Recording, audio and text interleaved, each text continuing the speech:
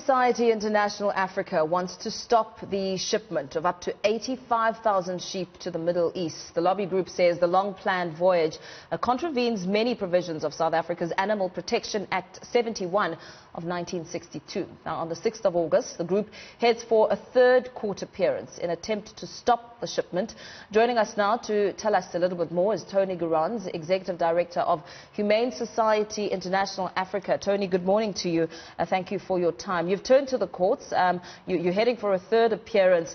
As you take this matter to court, what exactly is the bone of contention and the impact that you're hoping to make? Yes, good morning. Thank you. Just to be clear, it is the NSPCA which is the applicant in court. They are seeking to, in tomorrow's hearing, have the court declare illegal the shipment of sheep from South Africa to Kuwait at this time of the year.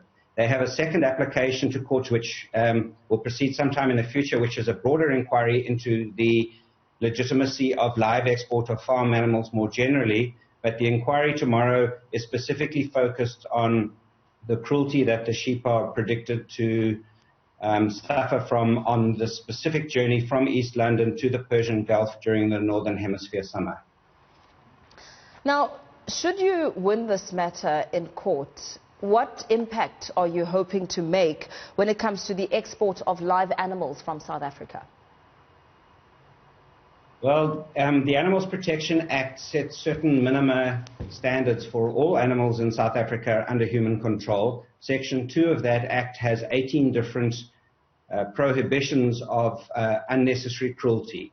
So it is our view, and we support the NSPCA entirely in this, that putting sheep on board a vessel for up to 21 days and crossing the equator and traveling into these conditions of high temperature and high humidity is inherently cruel and cannot be made to not contravene the provisions of that act. So we're hoping that the court will hold that this specific traffic between East London and Kuwait and Oman is unlawful and that it contravenes the act, and that the animals as a result would be processed in South Africa instead of being exported alive.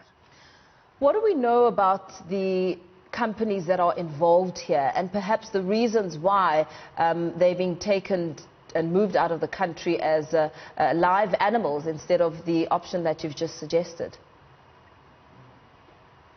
We're not entirely sure what the motivation for that is. There is a substantial amount of traffic of livestock from the world into the Middle East, so there clearly is demand for the animals there to be live, to be delivered live.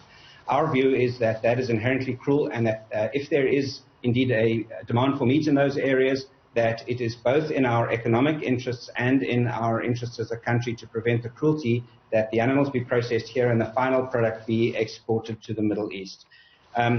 Some of the cruelty issues are related to just handling these large numbers of animals on a single vessel.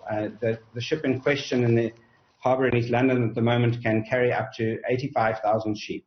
And this makes it very difficult to ensure that the welfare of the animals is met on board. So the first inquiry in the court, as I said on Thursday, is very much related to this specific journey.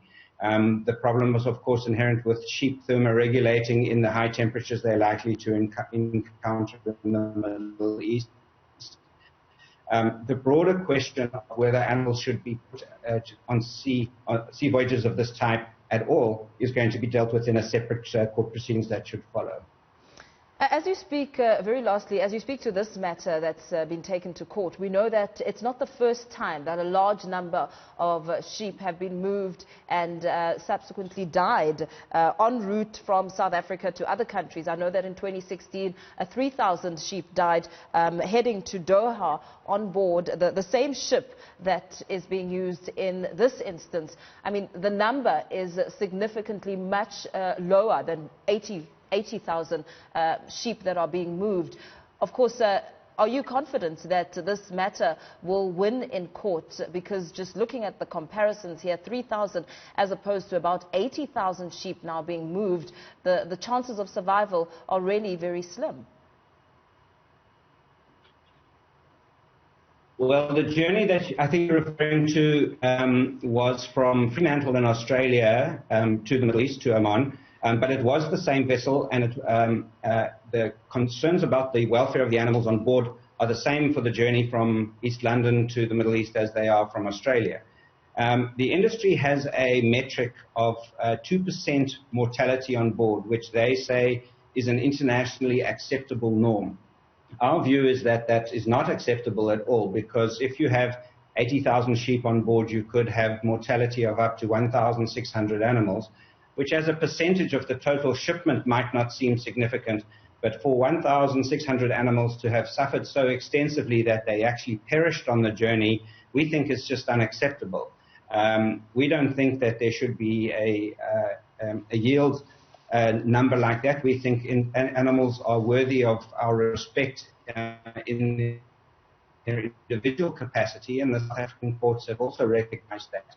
And if you cannot look after animals to the required standard, then you shouldn't be submitting them to these type of conditions at all. And I think practically speaking, it's extremely difficult if you have a ship with 6 or 8 decks and you have up to 80,000. They're not all this much. The previous journeys, I think, were in the region of about 55 or 60,000 animals from South Africa. But it becomes very difficult to manage the welfare of those animals on board.